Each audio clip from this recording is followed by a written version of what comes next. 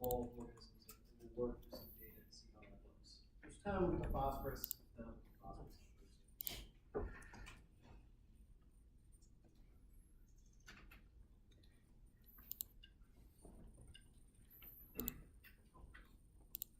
So we've spent some time already looking at how energy moves through ecosystems.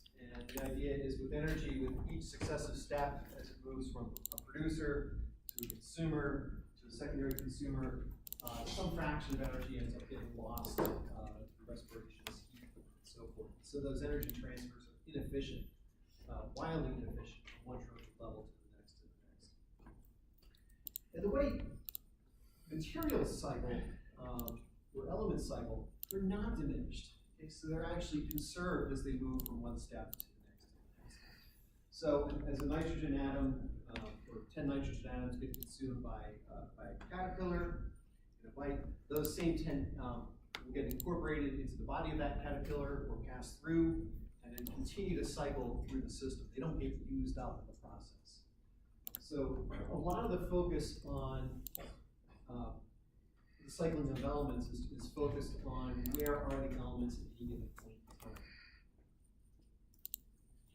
So a lot of times in the studying of the cycling of elements, we're looking at these elements that are essential to life as they move through ecosystems. We're often looking at things like nitrogen, phosphorus, carbon.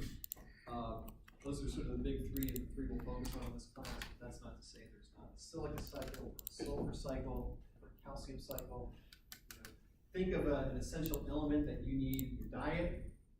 Selenium, are you getting enough selenium? There is a global selenium cycle that's going on, of which you can take a small part, like a small bowl. And as these elements are constantly going through this process of cycling, the way scientists will typically represent this is through something called a compartment model.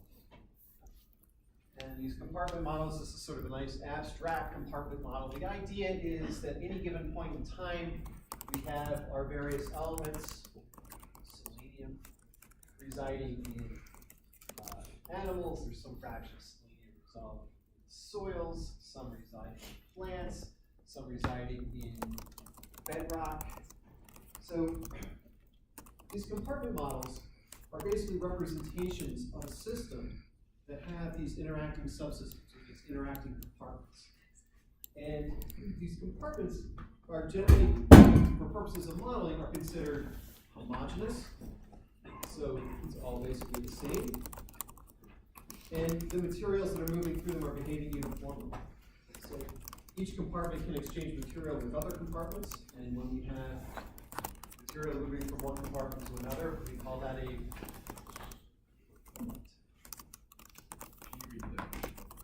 or can you describe what it is again real quick? Yeah, the movement of materials from one compartment to another. We've seen a term associated with that before. It might be moving at some particular rate. What do we call that? That's a good math term, and that's effectively what it is. Diffusion? In ecosystems, though, and in a lot of biological processes, we call that a Diffusion? flux. Yes. Flux. So we have that flux, representing any exchange from one compartment to another. Fluxes can be described mathematically. So we could use an equation to describe a rate at which a particular flux occurs. And these models, these compartment models, are actually pretty common in ecosystem ecology, but they're also common in physiology. There are physiological processes represented these compartment models. We see them in epidemiology, pharmacology, nuclear medicine. There's these models tend to occur in lots of different branches of biology. All right, so in our compartment model here, the general structure is that the boxes represent compartments, the arrows represent fluxes, and those letters associated with K1 through K6 are representing rates associated with those fluxes. All terribly exciting stuff. All right, we're going to get a little bit more specific, move away from this general abstract thing, and look at this sort of this generalized compartment model of an ecosystem. And here, it's, we can sort of already see some of the main features that we've been dealing with all semester. So here we have our plants. In this compartment is called the plant subsystem in this generalized model. And we have a flux of stuff from plants to herbivores, herbivores to carnivores, carnivores to more carnivores. We see a CO2 reservoir at the very top, so every time there's respiration associated with one of those fluxes, there's CO2 being released.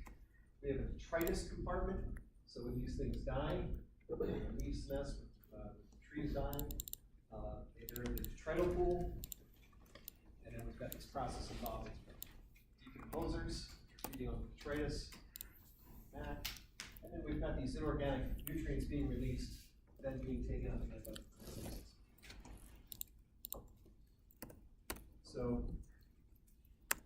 this is just sort of a nice general representation of the compartment model as applied to an ecosystem.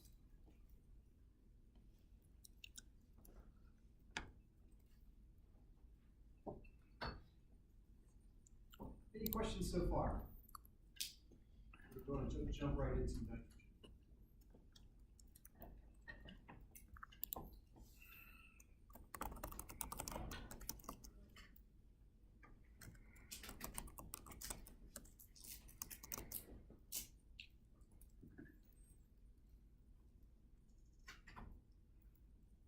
So the nitrogen cycle is one of these key biogeochemical cycles we have in ecosystems. It's some terminology to sort of get you started. When people represent biogeochemical cycles, the nitrogen cycle, the phosphorus cycle, the carbon cycle, you'll often see the terms pools and fluxes. A pool is just a synonym for a compartment, right? So if you were to think about like where in the world do we find nitrogen? Soil. There's nitrogen in soil, right? Right. Okay, so we consider the soil to be a pool of nitrogen, or alternatively a compartment of nitrogen. In ecology, we tend not to use the term compartment, although we're using compartment models, we tend to call them pools. And we definitely use the term flux and talk about the movement of nitrogen among various pools. So there's the soil pool. I read somewhere that most of the atmosphere, 78% of the atmosphere is made up of nitrogen. That's going to be another pool of nitrogen. And we could have fluxes from atmospheric nitrogen to soil nitrogen, atmospheric. We'll get a little bit into the details as we go forward. So the nitrogen cycle is basically the process by which nitrogen is converted into multiple chemical forms as it moves through an ecosystem. How can nitrogen be converted into multiple chemical forms? Nitrogen's nitrogen, right? Well, you have bacteria in the soil that can make nitrogen in the air into ammonia and then ammonium. All right, so we can take nitrogen, pure nitrogen from the air, and convert that into ammonia, NH3, so throw some hydrogens on it, or NH4, ammonium ions, so throw another hydrogen on it. So when we're talking about the transformation of nitrogen into its element as it moves through the system, the idea is each time it's undergoing a chemical reaction and being modified in some way. So it's a nitrogen-containing compound, many of which are quite small, but by the time we get into organisms, we actually, you and me, build some pretty impressive nitrogen-based compounds. But we'll not focus on these really monstrous, enzymes or anything else like that. They're made up of amino acids that are then in turn themselves made up ultimately of chemical transformations of ammonia, nitrate, which then get converted into amino acids. So in the nitrogen cycle, we've got basically three primary pools where nitrogen is found at any given point in time. We have the atmosphere, 70% nitrogen. A lot of nitrogen in the atmosphere.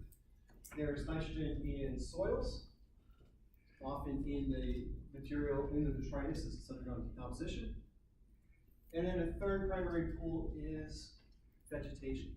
So a fair bit of nitrogen locked up in vegetation at any given point in time. Now, non-plant living things, so non-plant organisms also contain nitrogen. However, they're just not one of the primary pools. They're considered, they either get lumped into soils, as many bacteria do, or if you're one of those, lowly animals, you're just not moving around as much nitrogen. You don't have as much nitrogen in you as a pool as you would find in vegetation.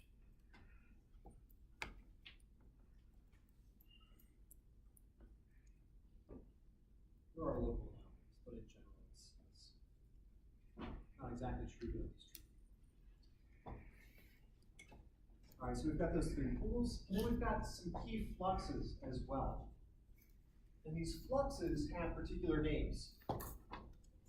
So we have the process of nitrogen fixation, the idea of in which bacteria, not all bacteria, but a few particular species, are able to form a symbiotic relationship with plants and use some of the energy provided by the plants to overcome the energy required to break those triple bonds of atmospheric nitrogen and convert that into bioavailable nitrogen, usually as ammonia.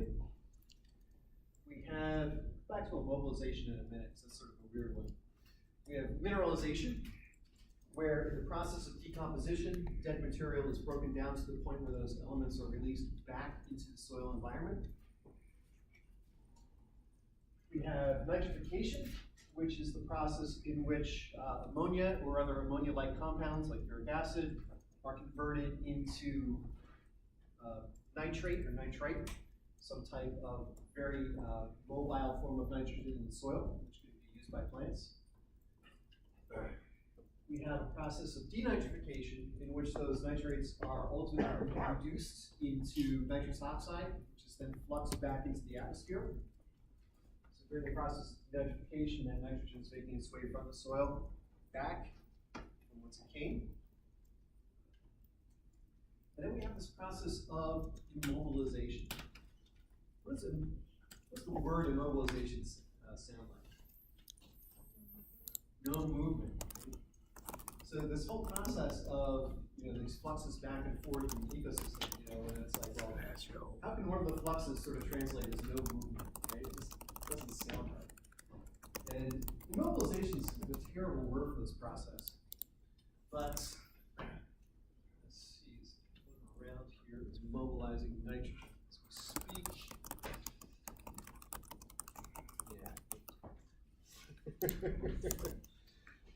Yeah. Yeah, you didn't buy that Frappuccino half full, did you? No, you drank that, didn't you? Mm-hmm. Just as I suspected. Nitrogen immobilizer right here. So she's taking a bioavailable form of nitrogen. Actually, it was immobilized itself in the milk by the cow. And as that nitrogen is moving into your body, it is now residing in you. You have immobilized that nitrogen. Nitrogen is no longer in the environment, it's in you. So you'll probably flux some of that out at some point, but we'll go there just yet. All right, so we've got these fluxes in which we have immobilization, the idea that nitrogen is being taken up by an organism in the environment. So the nitrogen moves from the soils in the trees as it's taken up through the roots. The term for that is the nitrogen has been immobilized. It's not stuck forever, it's just stuck temporarily. It's going to make its way back into the system. But for now, it's all jammed up, being produced. It's up in chlorophyll, which helps drive the whole photosynthesis thing. That is the general idea behind immobilization.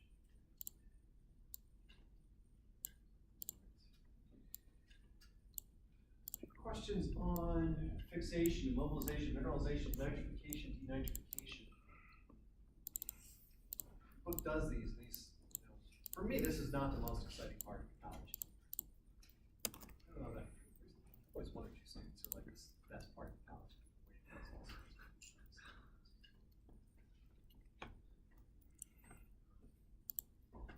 But we'll get to some of the stuff that is kind of cool later. Force cool ecology cycles. All right.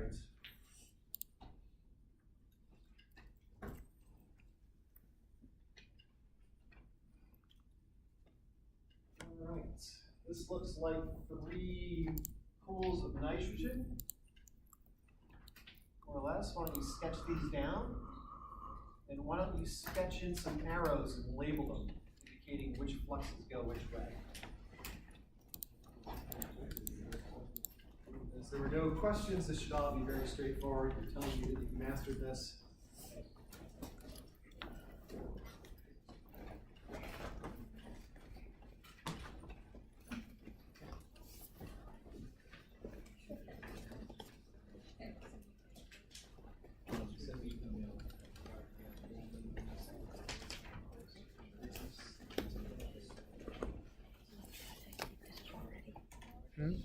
Of course. What's next slide?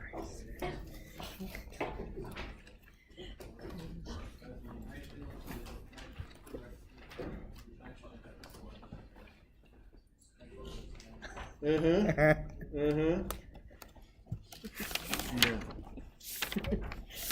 Try. Because you're not gonna be able to do that on the inside. Oh. Oh.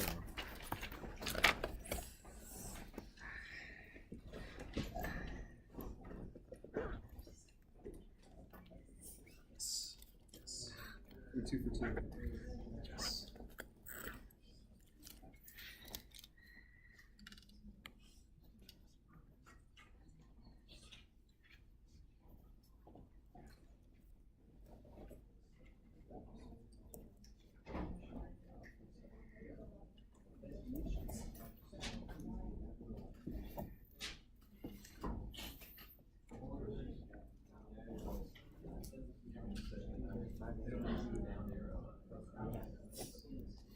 There's 5 spots.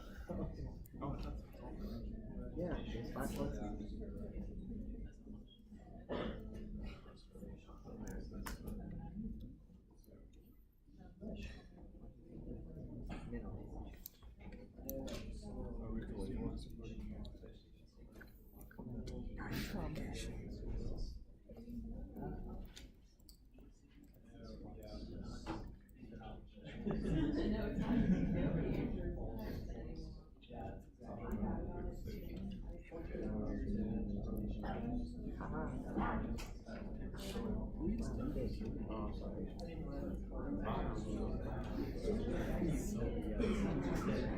Excuse me for trying to help you learn.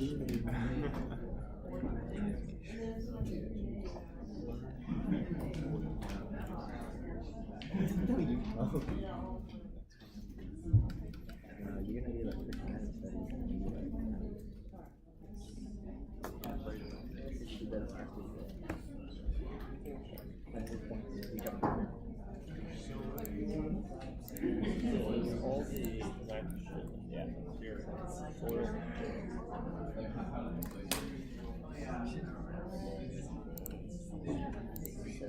Because plants don't release nitrogen into the atmosphere, right? They're in the soil. That's terrible.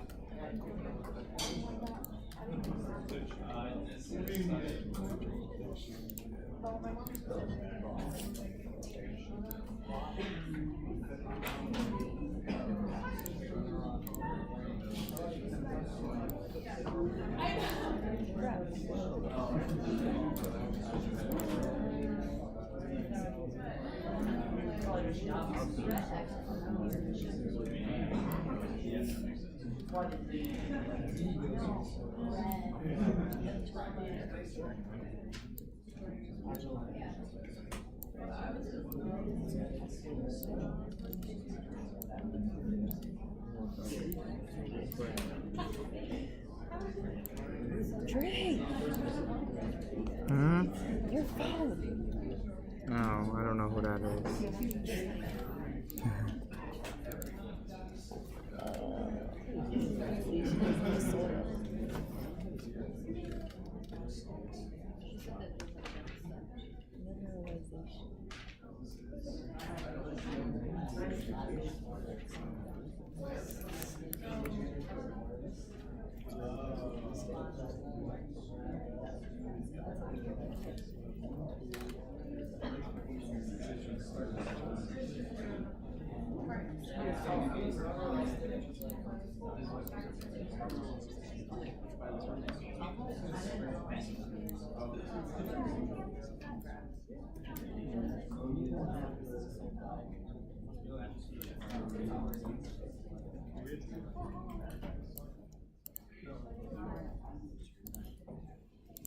Is it beautiful?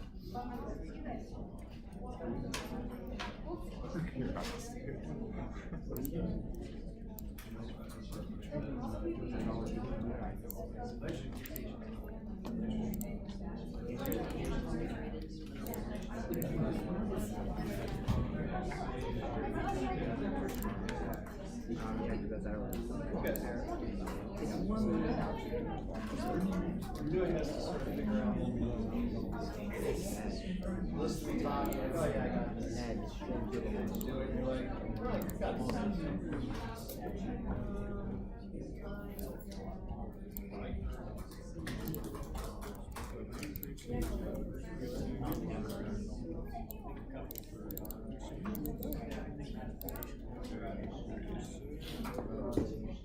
All right, so let's take a look at each of these processes again. Your diagram, no doubt, looks exactly like this. Your arrows are not straight, they're curvy, except for this one.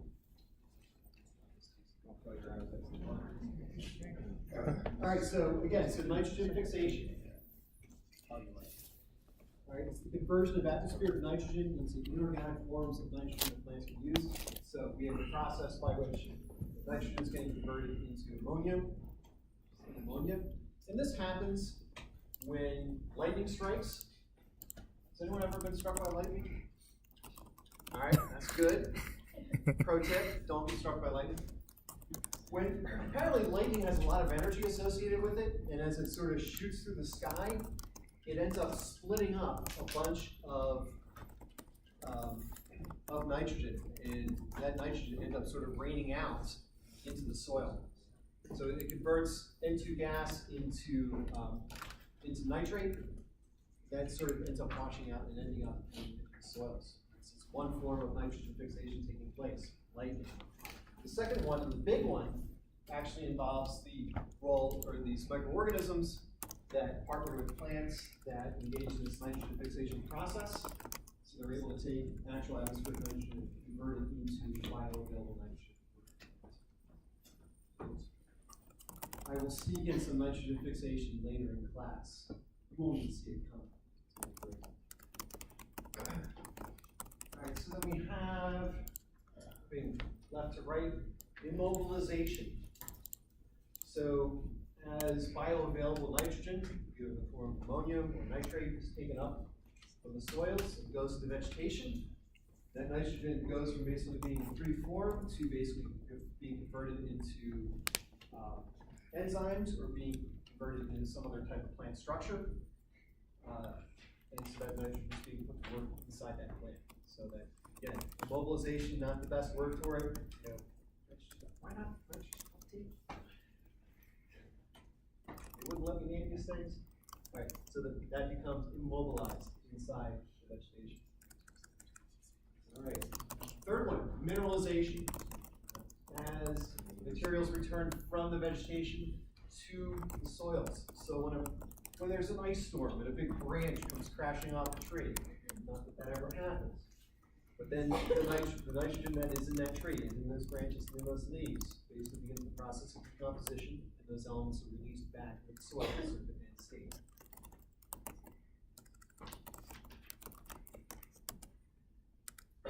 Denitrification is a process accomplished also by microorganisms that are converting nitrates from nitrate into nitric acid.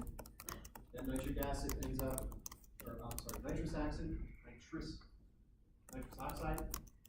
Sorry, makes me laugh to say that. Nitrous oxide is so nitrous oxide is released back into the atmosphere, where it then gets converted back into atmospheric nitrogen, N2, accomplished by bacteria. And then third, we've got, or sort of finally, we have this process of nitrification accomplished by organisms like bacteria, in which ammonium is converted into nitrates and nitrates. This ends up being more soluble than ammonium, which in a sense makes it easier for plants to take up, but it also becomes more mobile in the soil, so when it rains, they tend to wash out of the system quite quickly. Ammonium tends to stay put, nitrates going to be higher for a while. So those are the basic transformations of nitrogen within a terrestrial ecosystem. So what to know sort of what each one does, sort of in a general sense, know the different pools of where you find nitrogen. If you can reproduce this graph, or if you were asked to draw, you were given these three pools and asked to draw on a mineralization arrow and a nitrification arrow, that's sort of the expectation.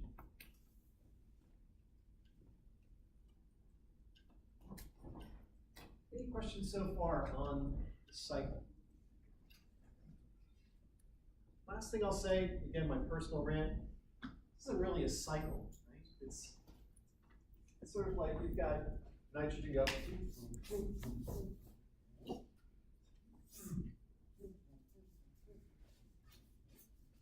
Not really a cycle, but it's moving back and forth. This whole thing. I don't know quite what we call that. You know, nitrogen's on its own little. If you were able to follow one individual atom around, you know, you can make a whole reality show.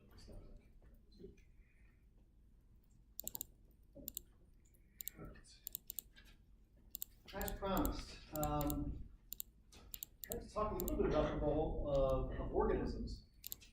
Anyone know what this is? Fish. I don't know if it's a Chinook. I'll take your word for it. It's definitely a salmon. And it's definitely a Pacific salmon. Looks like a Chinook.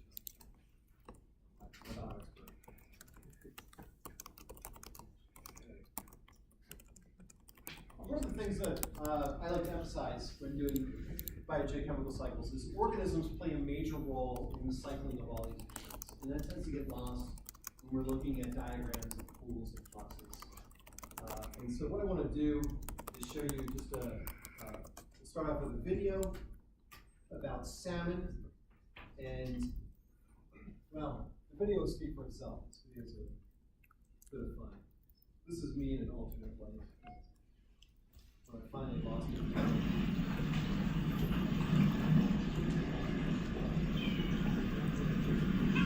We found a really interesting story along a little salmon stream on the coast of Alaska. This is on Baranof Island, southeast Alaska. Now, if we look here, there's a bunch of salmon right down in here. Males and females, and they're in here for spawning. You often think about salmon coming into the big rivers, but you know, we forget that salmon spawn oftentimes in little bitty creeks like this one, or in the tiny little tributaries and streams of thousands and thousands of little stretches of water all along the coast where salmon spawn. We've got a classic little story here. Here's the fish, and look up here on the bank. There's fish carcasses up there, and here on this little sandbar, gravel bar by the edge of the stream, here's a salmon laying here, but there's something interesting about it. It's got some holes punched in it, right into the side. Hole there, hole there. Come on along here, I'll show you some other stuff. Here's a little stream running up in. More salmon carcasses. This one right here tells you a classic thing about what is causing these carcasses to move up. The brain is bitten out right on the top of that salmon head. What does that? Bear. This is a place where brown bears live. And they've been in here fishing for salmon and left unmistakable signs of their presence. Look at here. Look how this moss is worn and dark here. A little bit of a bear trail coming down to the stream. And then right here, here we go again. Lots more evidence. Here's a bear's dining table here. Here's another fish. You look at this side, you think, how did it get up here? Well, there's a tooth puncture mark right there. And over here, part of the belly bitten out. Bears love to eat salmon bellies, and they love to eat salmon brains. Look at these other parts. A salmon head here, brain bitten out of it. And here's another unmistakable sign of bear. There's a big kind of a puddle of gray droppings here from the bear. And that certainly tells you who's been here. More fish stuff. Come on up here, I'll show you some more stuff. Big skunk cabbage here. Another salmon carcass down in there. Look at this bear trail we're on here.